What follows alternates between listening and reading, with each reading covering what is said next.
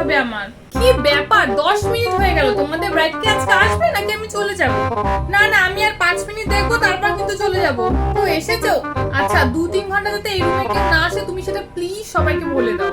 Hi guys, আজকের আমার প্রথম ব্রাইড হলো সুস্মিতা। সুস্মিতা, তুমি প্লিজ বলো আজকে তোমার কেমন লুক চাই? এমা, তোমার তো আইব্রো করা নেই।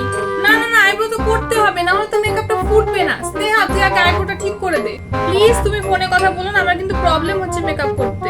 কিরে, তোদের মেকআপ করা হলো? বরযাত্রী কিন্তু চলে এসেছে। কাকিমা একটু দাঁড়াও, আমি আধ ঘন্টার মধ্যে ছেড়ে দিচ্ছি। আচ্ছা, তোমার মেকআপ ডান, এবার শাড়িটা পরিয়ে দিই। আচ্ছা, জুয়েলারি গুলো কোথায়? কি সব জুয়েলারি আনোনি? আচ্ছা, তাড়াতাড়ি কাউকে বলো, ফোন করে এনে দেবে। না না, তুমি বাইরে যেতে পারবে না।